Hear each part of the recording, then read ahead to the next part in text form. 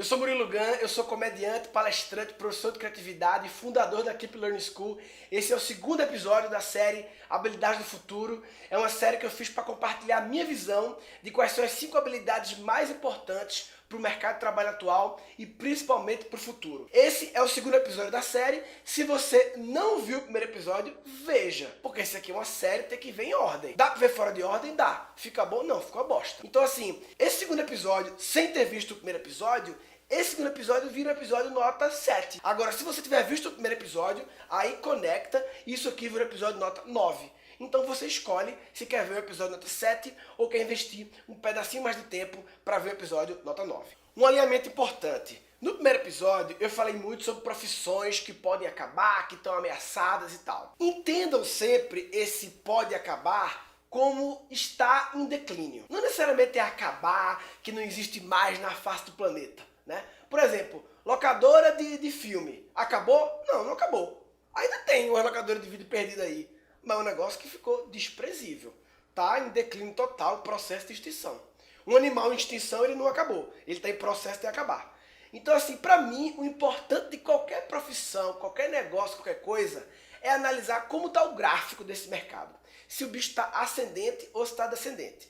Para mim, isso é que importa. Porque eu, particularmente, prefiro um negócio, um mercado, uma profissão que ainda não seja muito grande, mas que tenha um gráfico ascendente, do que uma profissão, um mercado, um negócio que já seja grande, mas que o gráfico esteja descendente. Então, para mim, essa é a análise. Como está o gráfico? Está subindo ou está descendo? A teoria das 5 habilidades, ela foi baseada em vários inputs meus, de vários universos, que eu fui combinando, fui empacotando e cheguei nessas 5 habilidades que eu acredito que vão fazer a diferença no mercado de trabalho atual e no futuro. Aí quer dizer que essa é a teoria definitiva absoluta do universo e você é o sabichão bonitão fodão nas galáxias. Não, não existe verdade quando se fala de futuro. São hipóteses, são visões, são teorias. Essa é a minha visão baseada na combinação das minhas experiências e conhecimentos. Beleza? Então vamos nessa. Primeiro eu quero falar da teoria das múltiplas inteligências de Howard Gardner, uma teoria do ano que eu nasci, 83. Essa foi a teoria que abalou, sacudiu, balançou o mundo da educação, da psicologia e até da ciência na década de 80. Howard Gardner, ele mostrou que existem vários tipos de inteligência em contradição ao que se pensava até então, que só tinha uma única inteligência. Gardner chegou então em 7 inteligências. Na primeira versão dessa série, eu escrevia na hora minha letra escrota, então eu pedi para Bruno, ter letra de menina, ele escrever, só que eu não queria revelar, então eu botei uns post-it como se fosse um programa de exibição, faltava só uma mulher bonita aqui para abrir, mas enfim. São 7 inteligências da teoria original de Gardner. Primeira delas, inteligência lógico-matemática. Capacidade de processar números, raciocinar de forma lógica e matemática. Não é uma inteligência só para engenheiros, matemáticos, pessoal de exatas. Claro que não. Toda profissão do mundo, todo profissional tem que ter inteligência lógico-matemática. Então, assim, Sherlock Holmes é um cara com alta inteligência lógico-matemática. Ele usava lógica dedutiva para resolver problemas de crime. Dr. House, também um médico com a alta inteligência lógico-matemática que usava a lógica dedutiva para resolver problemas de medicina.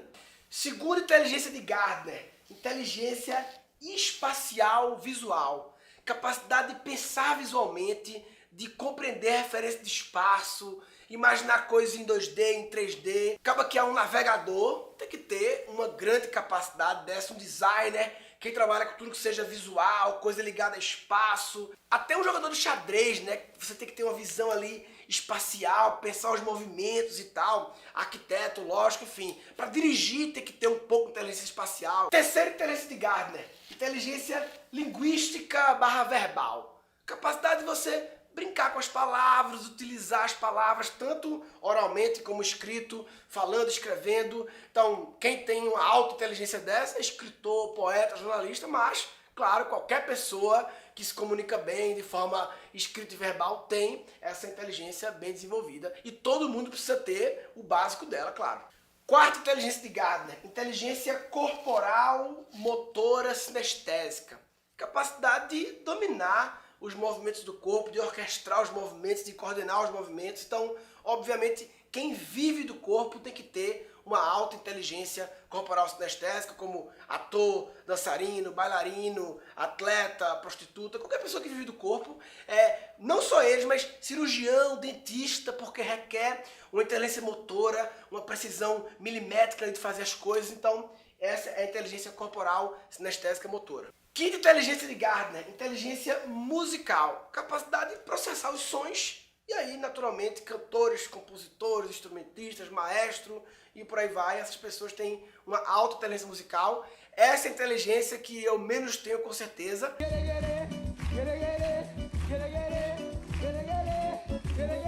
Porque música não é pra mim. Pra você entender, eu gosto de pagode. E você não pode dizer não.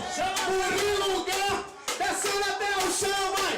Chão, chão, chão, chão, chão, chão, chão.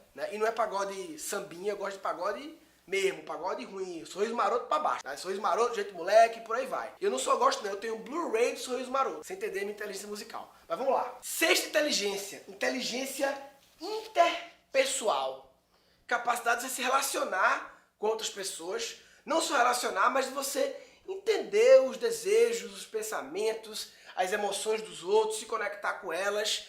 Então, é se relacionar com as pessoas, tanto vida pessoal como vida profissional, né? Tem muito a ver com liderança, liderar pessoas, liderar equipe. Um líder tem que ter uma alta inteligência interpessoal, tem a ver com empatia, entender o que os outros estão pensando. Então, inteligência interpessoal é isso. Sétima e última inteligência da teoria original de Gardner, inteligência intrapessoal. Então, enquanto a interpessoal tem a ver com se relacionar com os outros, a intrapessoal tem a ver com se relacionar com você mesmo. Capacidade de se conectar com você mesmo, envolve autoconhecimento, gestão de emoções, de sentimentos. É uma inteligência raríssima.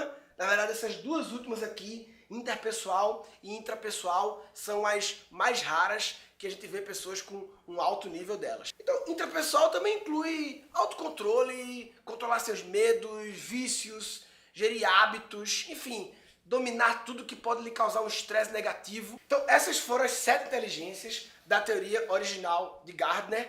Lembrando que Gardner sempre fala que todo mundo tem um pouco dessas inteligências, só que algumas pessoas têm mais, outras têm menos, algumas pessoas têm muito mais e por isso se diferenciam. Eu falo muito esse negócio de se diferenciar, parece meio vago, mas é vago mesmo. Se diferenciar é ser diferente. Todo mundo está no padrão ali, algumas pessoas saltam ao padrão, se diferenciam, tem alguma variável diferente. Beleza. É claro que algumas pessoas nascem com algumas aptidões naturais para algumas dessas inteligências, né? Essa é uma questão meio difícil de mensurar, a aptidão natural, porque como é que você sabe? Não dá pra bebê nasceu e você, eita porra, já viu a aptidão natural na hora do parto ali. Não dá, né? Ao longo da vida, você vai percebendo as aptidões, mas aí já não dá mais para inferir que é realmente natural. Porque moleque com 2, 3 anos de idade, como é que vai saber se é realmente natural ou se já foi a influência da vida? Lembra que eu falei? Nós somos os nossos ambientes, nossas experiências, então depois de um tempo já não dá mais para saber se é natural ou se já foi circunstância da educação e do contexto. Esse negócio de talento natural, aptidão, é um negócio, na minha opinião, não vale a pena ficar discutindo. Sabe por quê? Porque a gente não pode mudar. A gente não tem controle sobre o jeito que a gente nasceu. Se você nasceu de um jeito ou de outro, nasceu, foda-se, agora já foi. Qual é a variável que a gente pode controlar? É o que a gente faz a partir de agora. Então não ficar perdendo tempo. Ai, mas será que já nasceu? Será que foi natural? Será que foi talento? Foda-se, vamos move on. Move on ficou escroto, né? Move on, move on, move on. Agora, tem uma outra teoria que é muito importante falar, que é do Rowan Feinstein, é a teoria da modificabilidade cognitiva estrutural. Foda esse nome, né, papai? Porra. Caraca. Modificabilidade cognitiva estrutural é ninja. Teoria já, tá? Rowan Feinstein. Que basicamente, o Feinstein ele mostra que a nossa estrutura cognitiva sempre pode ser modificada. Em outras palavras, a gente é capaz de aprender qualquer coisa. Muita gente me pergunta, tu é o quê? Tu é comediante, palestrante, professor, como é que é? E sabe qual é a forma que eu gosto de definir? eu me defino pra mim como aprendedor. Eu não falo muito por aí que o pessoal fica achando meio que porra de aprendedor, acho que conversa essa, não sei o quê, mas de verdade, pra mim, eu sou um aprendedor. Eu sou um cara que é viciado em aprender, que cada dia quero melhorar na arte de aprender e cada dia aprendo mais. E quanto mais eu aprendo, mais melhoro na arte de aprender. E é um ciclo vicioso que vai melhorando e cada vez mais aprendendo. Portanto, esquece um pouco o como você nasceu e simplesmente foca que a partir de agora você pode aprender o que você quiser. Realmente tem umas coisas que não é pra mim não. Papai, dá pra aprender tudo, papai. Sabe como é que vai aprender tudo? Radioto, papai. É isso, não tem outro jeito não. Ó, o cara que nasceu com talento natural para inteligência X, ele tá um passo na frente para virar uma pessoa diferenciada em relação a outra pessoa que não nasceu com esse talento natural. Agora, se esse cara que nasceu com talento natural não se esforçar em aprender e se desenvolver, ele pode tranquilamente ser ultrapassado pela outra pessoa que não tem um negócio natural, mas que botou hard work e intensidade. Essa é uma frase que eu acho maravilhosa do jogador de basquete, Kevin Durant, que ele fala: hard work beats talent when talent doesn't work hard. O trabalho duro ganha do talento quando o talento não trabalha duro. Voltando aqui para Gardner, uma coisa interessante. Depois de uns anos, o Gardner ele adicionou mais 2 inteligências à teoria original das 7. Ele adicionou aqui a inteligência naturalista, capacidade de se conectar com a natureza, com os animais, com as plantas, com os fenômenos físicos da natureza, e aí pode ser geólogos, biólogos e por aí vai. E a 9ª, inteligência existencial, capacidade de se conectar com alguma parada superior, uma parada de energia, uma parada cósmica, e aí pode ter líderes religiosos, gurus espirituais, filósofos, eles normalmente têm inteligência existencial acima da média. Essa é a teoria completa de Gardner. E por que essa teoria abalou, sacudiu, balançou o mundo da educação e da ciência da década de 80? Seguinte, até então e talvez até hoje, o grande critério para avaliar a inteligência das pessoas era o famoso teste de QI. O teste de QI, para quem não sabe, foi criado no começo do século passado e o objetivo era conseguir metrificar as pessoas, né? Parametrizar as pessoas, e para isso teve que colocar elas dentro de umas caixas assim, porque eles queriam poder criar um jeito barato, rápido e fácil de avaliar os alunos. Os militares americanos adoraram o teste de QI. Primeira Guerra Mundial, Estados Unidos botou quase 2 milhões de pessoas e foi teste de QI, e aí o teste dizia para onde a pessoa ia. Eu não sei se você já viu como é um teste de QI. Um teste de QI mesmo, científico, não é de revista Cláudia não, que você marca os pontos lá e tal. Na primeira versão da série eu mostrei como é um teste de QI de verdade mesmo. Se você analisar o teste de QI, ele é baseado em 3 tipos de exercício. Basicamente ele tem uns testes lógicos e matemáticos, baseado em inteligência lógica e matemática. Ele tem uns testes espaciais, de forma geométrica, de rodar o negócio, inteligência espacial visual. E ele tem uns testes verbais, inteligência linguística verbal. Então assim, basicamente essas 3 são as 3 inteligências que são cobertas e testadas pelo teste de QI. Qual o problema disso? Realmente naquela época fazia muito sentido essas 3 habilidades porque era a era industrial. Essas 3 habilidades estão muito conectadas com o momento da era industrial, com as necessidades daquele momento. O problema, como eu já falei, é que nós trocamos de era. Da industrial foi para a era digital, que já está acabando e indo para a era pós-digital, e a gente continua ainda com essa forma de pensar que valoriza esses 3 tipos de inteligências em detrimento das outras. E aí se você pegar essas 3 inteligências que o teste TI cobre e você pensar o que eu falei sobre a evolução da inteligência artificial e da robótica, já parou para pensar como a robótica, a inteligência artificial, os computadores e as máquinas são bons exatamente nessas 3 habilidades do teste de QI? Inteligência lógica e matemática, o computador foi criado para isso. O computador ele foi criado para processar dados de forma lógica e fazer cálculos matemáticos. Uma simples calculadora, que já é um computador, é muito melhor do que a gente na inteligência lógica e matemática. Então assim, tudo que envolver lógica, que envolver encadeamento lógico das coisas, dos dados, extremamente lógico, a máquina é muito melhor que a gente. Inteligência espacial. A máquina ela tem uma vantagem que ela consegue acessar satélite, GPS. Por que o carro autônomo dirige melhor que a gente? Porque ele tem uma inteligência espacial melhor, Porque ele tem acesso a muito mais informações, ele consegue saber o que vai ter daqui a 3 quarteirões para frente. E aí, ele tem uma inteligência espacial melhor do que a nossa, porque tem mais acesso a dados espaciais. Inteligência linguística verbal, essa talvez seja a que a máquina esteja menos evoluída comparando com as outras, mas, como eu falei, a gente está chegando no estágio da tecnologia ter paridade com a capacidade humana de compreender e falar. Todo mundo já brincou com a Siri, a bicha é bem esperta. Eu falei lá do aparelho que já traduz as coisas, enfim. É um negócio que está menos evoluído que essas duas, mas que está, gráfico para cima, crescendo muito. Então meu ponto é o seguinte, as inteligências que o teste de QI focava são exatamente as inteligências que a máquina é melhor. Não estou dizendo que você tem que ignorar essas inteligências. Não. Aí quer dizer então que não precisa dessas 3 mais não aí. Posso esquecer? Não, não é isso. Eu apenas estou dizendo que elas não são mais diferenciais. Elas viraram o básico, viraram o obrigatório, viraram o padrão. Dominar o idioma, saber se expressar, ter noção do espaço, saber pensar de forma lógico-matemática, isso é o básico. É tipo saber inglês hoje em dia. Lá na era industrial, saber inglês era um puta diferencial. Hoje em dia mudou a era, mudaram as variáveis. Inglês não é mais diferencial, inglês é básico.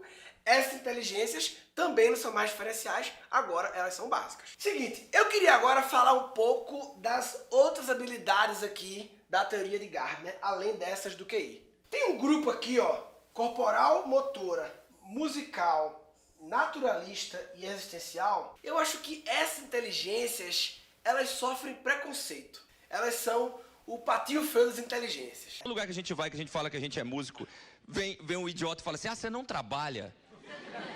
Eu falo, não, eu trabalho com música. Ah, tá, e emprego, então você não... É muito normal o pai falar, Pelo amor de Deus, meu filho, não fale isso nem de brincadeira com a gente. Meu Deus, a gente já tá numa idade, não pode escutar uma coisa dessa. A gente deu tudo que você queria, meu filho. Nós demos carinho, os pirocópteros que você pediu, tudo. Chega um momento da vida que você fala pra gente que vai virar um vagabundo. Que vai virar gay. Que vai virar um maconheiro. é tipo assim, quando o filho diz que quer trabalhar com alguma dessas, o pai fala, mas como assim? Eu paguei caro pro meu filho desenvolver a habilidade lógico-matemática, a espacial, a linguística, que são as habilidades que a escola normalmente foca em desenvolver, porque é um mindset antigo da era industrial e que valorizava isso, né? Então o pai pensa, pô, eu paguei para desenvolver essas habilidades do teste de QI e o cabo agora quer viver com essas outras aí que não tem nada a ver com o que eu paguei. Assim não dá, perdi meu dinheiro, aí investimento, dinheiro é muito, muito caro, não pode ser assim, meu filho. Sobre essas 4, a minha opinião é a seguinte, se você tem um talento natural de alguma delas, se você tem um tesão nelas, em viver desses assuntos, seja qual for, você deveria investir nisso. Porque com talento natural, com tesão e com hard work, você vai se diferenciar e vai ter uma carreira bacana, bem remunerada e principalmente feliz. Num das turmas do meu curso de criatividade, eu tive um aluno, Juliano, de Recife, um cara com grande talento natural para música, um grande tesão nisso, também a parte verbal, linguística, compositor, só que um cara que foi convencido pelo mundo, como acontece muito, de que não se vive disso, que não se vive de música, e acabou deixando para lá, mas aí, com criatividade, ele acabou dando uma solução criativa para viver de música. A história dele é fantástica, a gente fez um filme com ele, ficou lindo, vale a pena ver. Música é amor demais, assim, é muita paixão, é muita entrega. Você precisa pensar muito no outro, assim, como as pessoas vão receber. Tem que ter muito amor, senão não rola.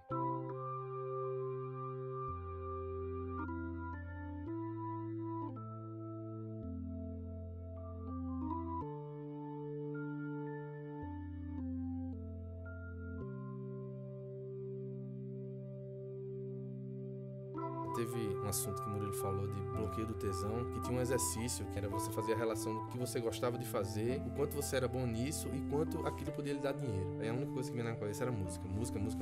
Eu já tinha músicas escritas pra minha esposa, pra meu filho, pra meu sobrinho, e eu resolvi pegar essa música que eu fiz pro meu sobrinho, que eu entreguei na maternidade pro meu irmão e pra minha cunhada, antes de ela entrar na sala de parto. E eu me reconectei com esse momento e vi o quanto foi emocionante para eles receber uma música que contava a história deles. Então eu disse, pô, por que não levar essa mesma emoção que eles sentiram para outras pessoas que não são próximas a mim? Por que não oferecer isso realmente como um serviço?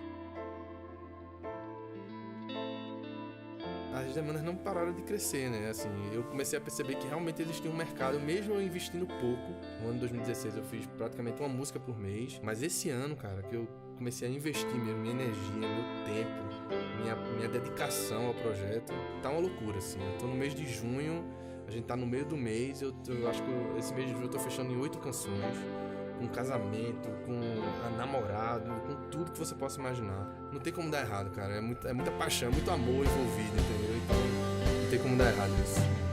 Acorda e sonhar, escrever, cantar, não tem amor maior, não tem. Acorda e sonhar, escrever, cantar, não tem amor maior, não tem.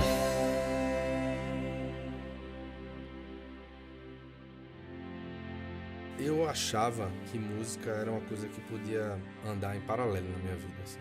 Mas não necessariamente eu ia viver dela de fato. Hoje eu posso dizer que eu não vivo sem, mas não é viver de não escutar, é viver de verdade, de vivenciar a música, saca?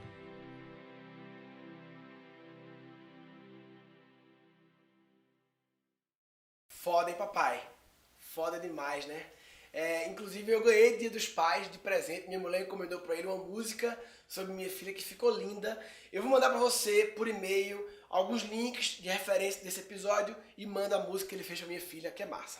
Agora, em relação a essas 4 aqui, se você não tem um talento natural pra elas, um tesão natural, como é meu caso, eu não tenho, eu sou desengonçado com o corpo, sou ruim de música, esportes e naturalista, enfim, não tenho talento nem gosto disso, né? Não tenho tesão com isso. Então eu acho que você, assim como eu, não precisa se preocupar em desenvolver essa habilidade. Tá sendo preconceituoso agora. Ó, veja bem, não tô julgando que elas sejam menores ou maiores. Apenas estou dizendo que elas são específicas.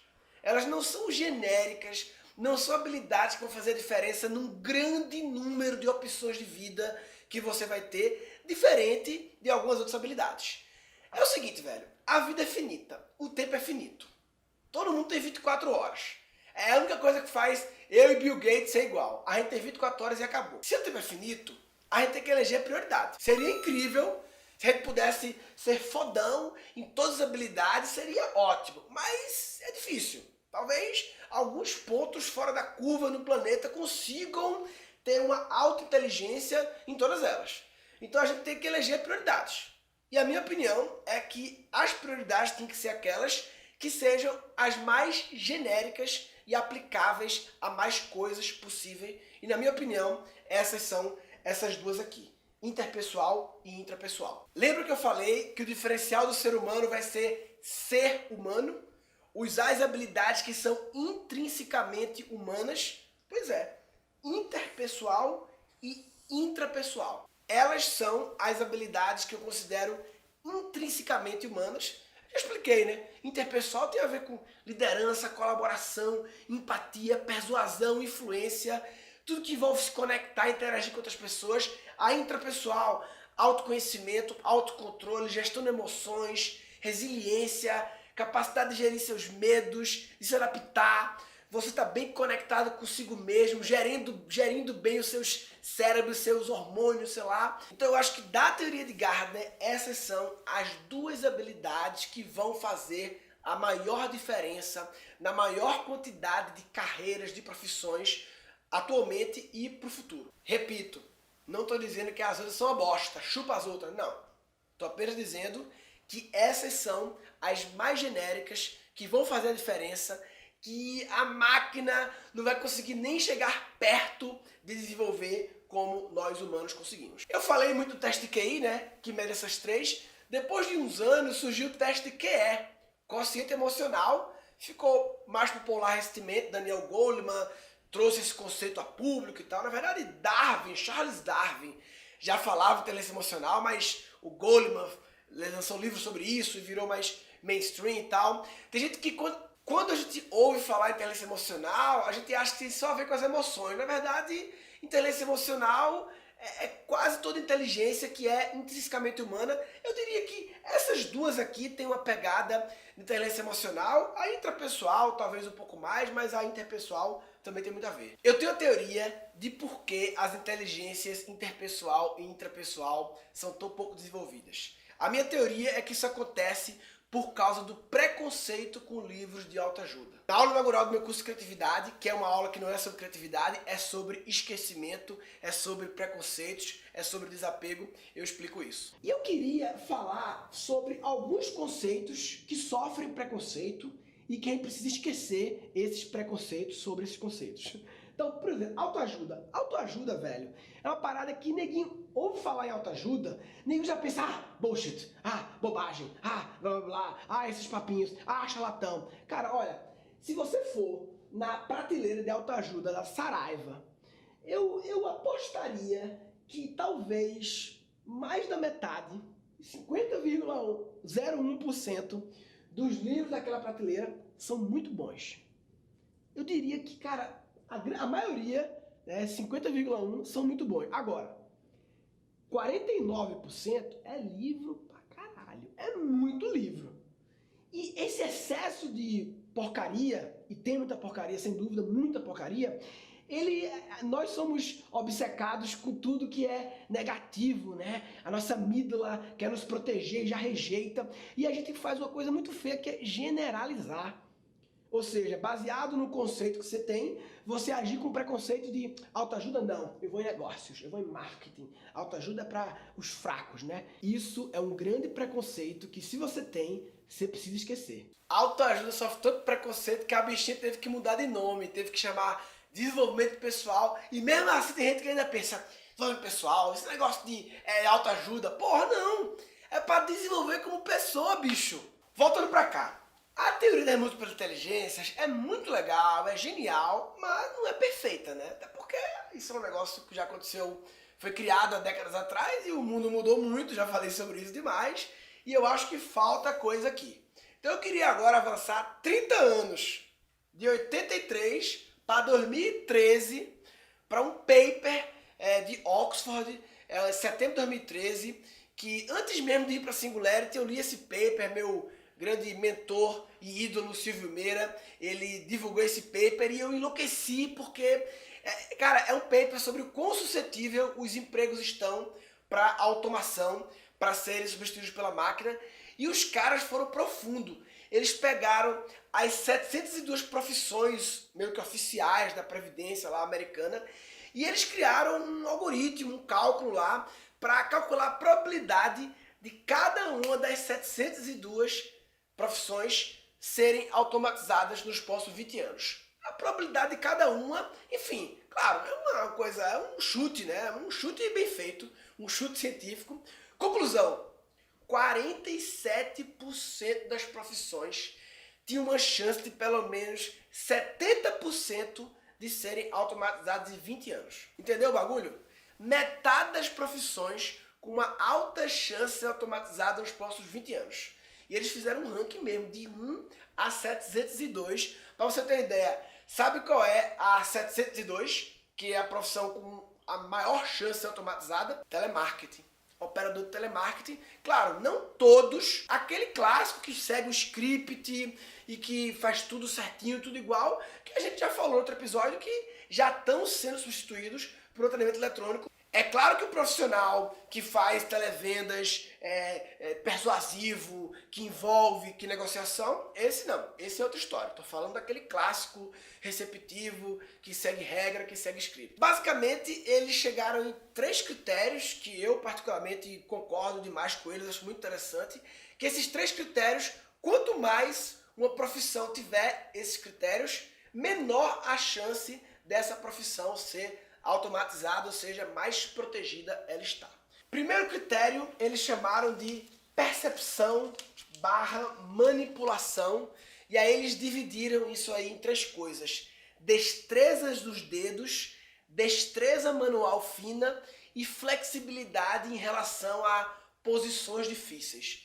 Então, tudo que envolve uma habilidade que seja extremamente manual, minuciosa, precisa, que ao mesmo tempo envolve uma necessidade de flexibilidade, de adaptação, tipo um dentista. O dentista é um negócio que é muito preciso, tem uma posição difícil, e a máquina, apesar de ter uma capacidade de precisão, ela tem dificuldade quando envolve essa coisa de tato, de sensibilidade, de ter uma percepção ali. Então, tudo que requer muito esse detalhe, envolvendo posições difíceis, destreza dos dedos. Os dedos é um negócio, a capacidade de manipulação que os dedos têm é um negócio aliado ao tato, ao sentimento, à percepção. É um negócio extremamente difícil da máquina simular.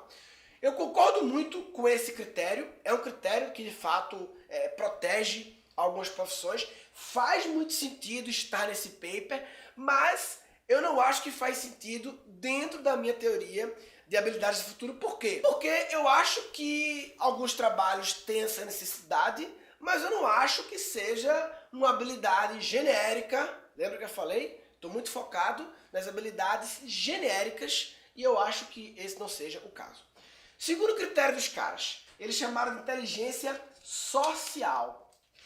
Basicamente, eles dividiram em capacidade de negociação, persuasão, empatia e carinho, assistência. O robô pode servir comida lá para idosos no Japão, mas ele não consegue servir carinho, né? Então, de fato, empatia, persuasão, negociação, tudo isso, concordo 100%, são habilidades intrinsecamente humanas. Em outras palavras, o que eles chamam de inteligência social é a inteligência interpessoal. Tá aqui, ó. Gardner já previu, e essa aqui, como eu falei, não acredito que seja prioritária, porque não é genérico o suficiente. Vamos lá para o terceiro critério do paper. O terceiro critério é inteligência criativa.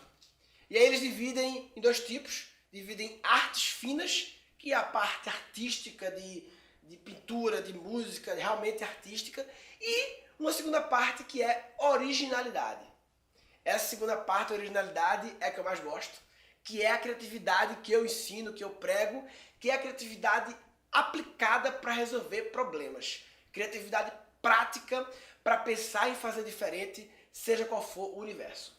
Eu acho que a inteligência criativa, com esse foco genérico de resolver problemas, tem que estar no rol de inteligências múltiplas, porque a inteligência criativa é a capacidade de pegar qualquer uma dessas aqui e aplicar de um jeito diferente, de um jeito inovador, de um jeito que ninguém fez, e isso é essencial para se diferenciar hoje e principalmente no futuro. Então, criatividade é a capacidade de não apenas seguir os padrões, as fórmulas, as soluções já definidas, de não se contentar com as melhores práticas, porque as melhores práticas elas são do passado, elas já estão cansadas. Criatividade é a habilidade de você chegar em coisas novas. Então, ó, se fizer aqui uma combinatividade já da múltiplas inteligências com esse paper, eu já chego aqui em 3 das 5 habilidades que eu considero que vão fazer a diferença no mercado de trabalho atual e principalmente no futuro. Inteligência intrapessoal, interpessoal, inteligência criativa. Vamos para a 4ª habilidade. A 4ª habilidade surgiu na minha experiência lá na Singularity. Ó, antes de falar da 4ª habilidade, eu queria comentar uma coisa, porque eu falei de forma meio jogada a palavra empatia, e eu queria explicar porque hoje em dia a gente ouve muito falar essa palavra, empatia, e muita gente não entende direito, né? Eu vejo que muitas pessoas acham que empatia é apenas a simpatia plus. Ah, se você tem muita simpatia, você tem empatia. Não necessariamente. Simpatia é a capacidade de você se conectar com outra pessoa, de você ser simpático a ela, gostar dela, ter um carinho. Mas é uma coisa que a simpatia ela pode ser distante, né? E a empatia é mais profundo. A empatia teve a capacidade de se colocar no lugar do outro. A simpatia ela pode ser distante. Agora, a empatia é realmente você se colocar no lugar do outro para realmente pensar como o outro está pensando. Empatia é a capacidade de eliminar suas crenças e assumir as crenças do outro para pensar como ele pensa. Isso é realmente ter empatia, e empatia é uma habilidade essencial para tudo. Porque quando a gente faz qualquer tipo de trabalho, de profissão, a gente está resolvendo um problema de alguém. Toda profissão do mundo, todo negócio é para resolver um problema de alguém. Se você está resolvendo o problema de alguém, você precisa se conectar empaticamente com essa pessoa que você está resolvendo o problema, que é o seu cliente, para você entender e, de fato, atender à necessidade dele. É interessante que essa teoria das habilidades do futuro, o início dela, de fato, foi com apenas duas habilidades. Era criatividade e empatia. So that's why I believe that creativity and empathy are very important skills for the future, maybe two of the most important skills of the future, because it's what differentiates us from machines. Pô, são duas, são quatro, são cinco, decide aí, bicho. Como eu falei, não tem verdade absoluta quando se fala de futuro, porque tudo é um processo de mudança, e essa minha visão também é um trabalho que está em progresso, de acordo com as minhas experiências. Tanto na primeira vez que eu gravei essa série, olha o que eu disse. Por isso que eu sempre falo, não há verdade absoluta, isso aqui é um trabalho em progresso que eu juntei de acordo com as minhas experiências. Pode ser que daqui a 2 anos eu já mude, na verdade eu tenho que mudar daqui a 2 anos porque o mundo vai estar mudando. Vamos lá para a quarta habilidade. Lá na Singularity a gente basicamente estudou 4 grandes assuntos, né? Era inteligência artificial, que em outras palavras eu diria software, né? É a parte de código, a parte de programação.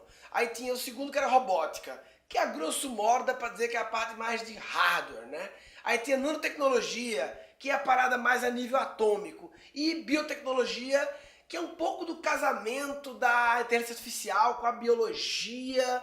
É minha capacidade de programar a vida e tal, é mais ou menos isso. Outras palavras, é tecnologias. É entender as tecnologias, já que a gente está vivendo esse crescimento exponencial das tecnologias, a gente tem a obrigação de entender elas, como elas funcionam, não no nível profundo. Eu acho que ninguém é obrigado a ser mega especialista em robô ou mega especialista em programação, mas eu acho que todos nós somos obrigados a entender um overview de como isso funciona, como pode se conectar com o nosso trabalho, com o que a gente quer fazer, quais são as potencialidades disso, entender a linguagem desse universo. Eu acho que nem todo mundo é obrigado a entender linguagem de programação, mas acho que todo mundo é obrigado a entender a linguagem dos programadores, como se conversa com um programador, como se consegue ter uma discussão no mesmo nível para poder conectar essa tecnologia com o que você faz e passar a usar a tecnologia como um aliado seu. Aí você perguntar, quantas horas na tua vida tu já alocasse para estudar robótica, para estudar inteligência artificial, para entender o que a fabricação 3D é capaz de fazer? Não precisa virar especialista, mas é entender um pouco do que está acontecendo, das potencialidades, para você poder, para isso estar no seu repertório e você poder combinar com o seu universo, trazer tecnologia para a sua vida. Então, já que a gente tem aqui a inteligência interpessoal, a quarta habilidade eu quis chamar de inteligência interartificial. Se é muito importante a gente saber se relacionar com as pessoas, a gente também tem que saber se relacionar com a tecnologia, e aí eu usei a palavra artificial para representar a tecnologia como um todo, ou seja, a inteligência interartificial é a capacidade de se relacionar com as tecnologias, principalmente as tecnologias exponenciais. Então vamos lá. Vou escrever aqui, Bruno, escreve aí, vai. Porque a minha letra é escrota. Bota aqui. Interartificial. Lindo, papai. Se fazer linha, eu sou muito bom em fazer linha verde. É essencial ter esse conhecimento no seu repertório e aí você contrata especialistas para executar. Mas se você não sabe as potencialidades, as capacidades, você nunca vai incluir isso aqui no seu arsenal para dar soluções para os seus problemas, desafios, oportunidades. Então, recapitulando até agora, as 4 habilidades: inteligência intrapessoal, inteligência interpessoal, inteligência interartificial, inteligência criativa. Qual é a quinta habilidade? Eu falei que eu gosto de me definir como aprendedor. Feuerstein mostrou que nós temos uma incrível capacidade de aprender. Isso é uma coisa natural, nós nascemos assim. Crianças nascem com a incrível capacidade de aprender, mas durante o processo educacional, a gente vai perdendo essa grande capacidade de aprender. Nós nascemos extremamente autodidatas e vamos perdendo isso. Por que reaprender? Porque, velho, a gente nasce extremamente autodidata. Já viu criança? Tem uma filha pequena, Maria Exploradora. Ela é autodidata, ela tá tudo aprendendo tudo toda hora. A gente era assim, obcecado em aprender, uma sede louca por aprender. Com o tempo, a gente vai perdendo essa sede, essa vontade de aprender. O TED Talk mais visto no mundo é o do Ken Robinson, né? Escolas matam a criatividade. E eu acredito que as escolas, elas também matam a aprendizagem. Essa frase escolas matam a aprendizagem é meio forte, meio generalista, né? Mas é porque eu acredito que a minha geração, eu acho que ninguém se safou. De fato, a experiência que a gente teve, da maioria, grande maioria da minha geração, foi 10 anos aprendendo na base da correção, aprendendo na base do medo, aprendendo sem prazer, e aí não funciona. E aí a gente vira um adulto pouco aprendedor, pouco autodidata. E eu acredito que no mundo louco que está acontecendo, com essas mudanças exponenciais, nós precisamos ser grandes aprendedores, precisamos aprender a aprender, e não basta isso. Também precisamos aprender a educar os nossos filhos e crianças em geral, para que elas não tenham o mesmo problema. E não só em relação a aprender, mas que a gente consiga educar. Cara, já pensou o tamanho do desafio que é educar seres humanos para um futuro louco que está por vir?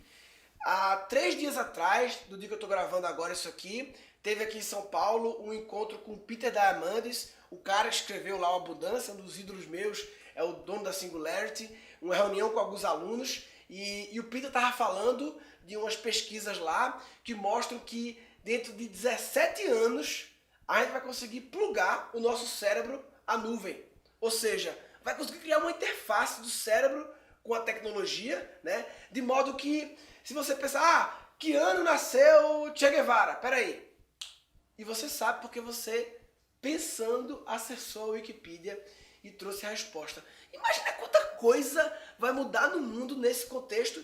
E aí, daqui a 17 anos, minha filha vai ter quantos anos? Vai ter 19. Como é que se prepara um ser humano para um mundo desse? Ou seja, cada vez mais o desafio de educar seres humanos, que é um desafio que algumas pessoas acham que é tarefa do governo, o governo que tem o Ministério da Educação, tem que se preocupar com as crianças. Não. Educar é uma tarefa prioritariamente dos pais e educadores, de quem cria. A escola é um fornecedor que nós, pais educadores, contratamos para nos auxiliar no processo educacional, mas a responsa é nossa, papai.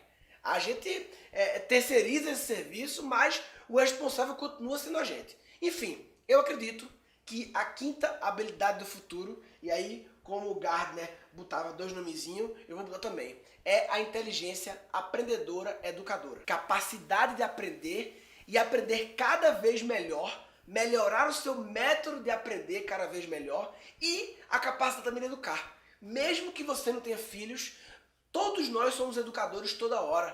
Principalmente para crianças, mas para jovens, para o vizinho, para o filho do vizinho, para o sobrinho, para o afilhado. Tudo que nós fazemos, nós estamos impactando as pessoas ao redor da gente, passando alguma mensagem, educando. Então eu acredito que para a gente construir um futuro que não entre em colapso o mundo, todos nós precisamos melhorar a nossa capacidade de aprender e também a nossa capacidade de educar e assumir que essa é a responsabilidade de todos nós e não apenas dos governos. Educar não é apenas com crianças. Educar é ensinar, é desenvolver, é influenciar as pessoas ao seu redor. Todo líder é um educador, todo gestor é um educador, todos nós somos educadores toda hora. Os adultos também precisam de educação continuada, né? Porque a educação não acaba quando você acaba o mestrado, quando acaba a pós-graduação. A gente tem que continuar se educando para sempre. Esse é um dos assuntos que eu abordo nesse TED Talk que eu mostrei. Inclusive, esse TED Talk, ele acaba com a seguinte frase: a gente tem que continuar aprendendo. Como diria tio Johnny, keep walking, keep learning. Muito obrigado. Valeu. Keep Learning acabou virando depois o nome da nossa escola, Keep Learning School, porque é uma escola focada em educar adultos. Sim, os adultos também têm que continuar sendo educados, porque o mundo está mudando e o que você aprendeu ontem não serve para resolver os problemas de amanhã. Então vamos lá, Bruno, mete aqui. Ficou esquisito isso. Né? Bruno, mete aqui, eu entro por trás. Assim. Bruno, introduz aqui a frase. Não, introduz também não. Aprendedora/educadora. Gardner usa hífen. Vamos usar hífen também. Eu botei barra. Mas o padrão de Gardner é botar um hífen. Tá bom, então vou botar um hífen.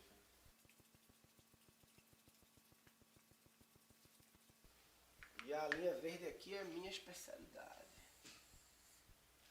Bem, essas são as 5 habilidades que, na minha visão, vão fazer a diferença no mercado de trabalho atual e principalmente no futuro. Inteligência intrapessoal, inteligência interpessoal, interartificial, criativa e aprendedora educadora. Ó, já que a gente falou tanto aqui em prioridades, né? E cada habilidade dessa é um universo mega, ultra, gigante para ser explorado, eu vou te ajudar a estabelecer prioridades.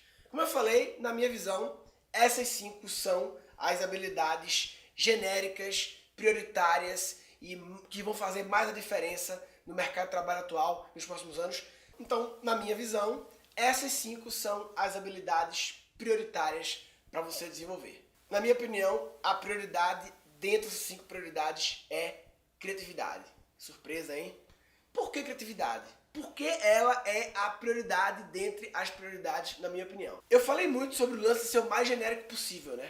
Então, pra mim, a prioridade é sempre a mais genérica possível. Eu acho que criatividade é uma habilidade que influencia em todas as outras habilidades. E que, ao estudar criatividade, por tabela, você acaba estudando um pouco da inteligência intrapessoal.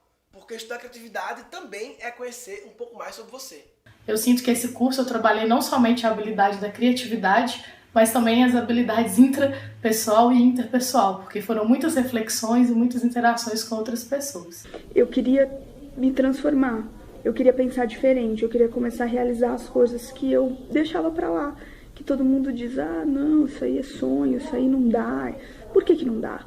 O Nicandro, depois do curso, tá com a mente desbloqueada, enxergando coisa em tudo que é lugar. E hoje, esse Nicandro enxerga as coisas, vê o negócio, tem um insight, dá vontade, ele vai lá e faz. Estudando criatividade, você também, por tabela, desenvolve a inteligência interpessoal, porque estudar criatividade também envolve se relacionar com outras pessoas. O principal, eu estou contagiando as pessoas que estão do meu lado. Então, quem está do meu lado, eu estou instigando. O curso não só me impactou, como impactou a minha esposa, um grande amigo meu e sócio, a esposa dele, né? Tá todo mundo completamente diferente da forma de pensar e agir e resolver problemas. Agora imagina 800 pessoas nessa mesma pegada, querendo fazer diferente, querendo mudar, querendo fazer a diferença. Estudar criatividade faz você, também por tabela, desenvolver sua inteligência aprendedora educadora. Porque pré-requisito para criatividade é mudar o seu olhar, ser um caçador de inputs, passar a se interessar por mais coisas para aumentar seu repertório, ou seja, aprender mais. Curso de criatividade, isso é coisa para artista, isso é coisa de hippie. O médico tem que atender e cuidar dos outros.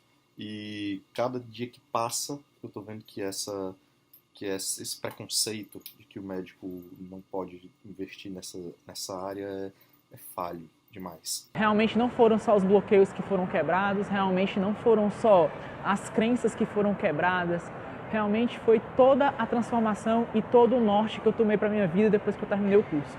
Cara, meu objetivo é simples, revolucionar a área comercial e a empresa que eu trabalho. Então eu quero ser um empreendedor dentro da minha própria empresa. Minha sala já está cheia de post-it, eu já estou cheio de ideia, vou começar 2016 virado no giraia. Estudar criatividade não desenvolve necessariamente por tabela a inteligência interartificial, mas criatividade é a última fronteira em que a inteligência artificial vai conseguir chegar. Hoje, no dia que eu estou gravando esse episódio, eu participei de um evento, Brasil em Código, que teve a presença do Miguel Nicoleles, um dos maiores cientistas do mundo, brasileiro, e eu conversei um pouco com ele e eu perguntei para ele, Nicoleles, você acha que é possível ter artificial creativity? E ele falou, impossível. Criatividade não dá para máquina.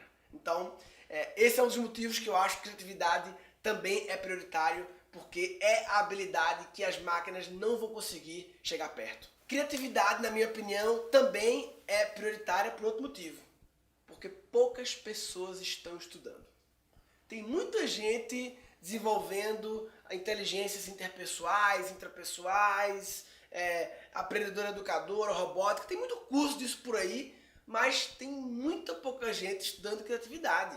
Não existem muitos cursos de criatividade, as pessoas nem sequer acham que isso é algo que pode ser estudado. Então, se você é uma dessas pessoas que acha que criatividade é algo que não pode ser estudado, que não pode ser ensinado, que não pode ser aprendido, que não é pra você, eu vou te falar uma coisa, criatividade é pra todo mundo sim. Todo mundo precisa ser criativo, todo mundo consegue ser mais criativo. E eu vou te provar isso no próximo episódio. Oi, oi, oi, oi, oi, oi, oi, vem pra quebrar com tudo. Galera, é o seguinte, queria propor um trabalho de autoconhecimento, de autoavaliação, né? A gente vai colocar embaixo do vídeo um link para um formulário em que vai ter todas essas inteligências aqui para você refletir um pouco e autoavaliar de 1 a 5 como você tá em cada uma dessas. Acho que é uma parada legal de você parar para refletir sobre isso aí e todo mundo que preencher o formulário se autoavaliando, a gente vai depois enviar um resultado da média geral de todo mundo.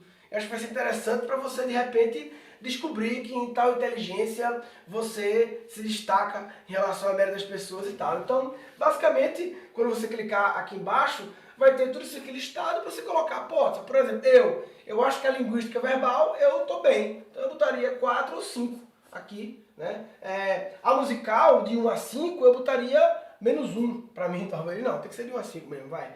Enfim, a naturalista eu colocaria 1 ou 2 para mim aqui. Esse aqui eu tô mal, né? A intrapessoal eu colocaria 4. A interpessoal, talvez 5. Tem a ver com a musical, é -1 mesmo. A corporal eu botaria 1 ou 2, né? Porque eu sou desengonçado, toco meu pé toda hora e tenho peitinho. Lógico, matemática, acho que eu estou bem também. Enfim, eu acho um bom trampo de autoavaliação e depois esse fator curioso de ver qual foi a média da galera. Então, clica aí embaixo, submete lá e a gente vai enviar depois. Quando tiver uma massa crítica de pessoas tendo respondido, a gente vai consolidar e enviar para todo mundo. É nóis!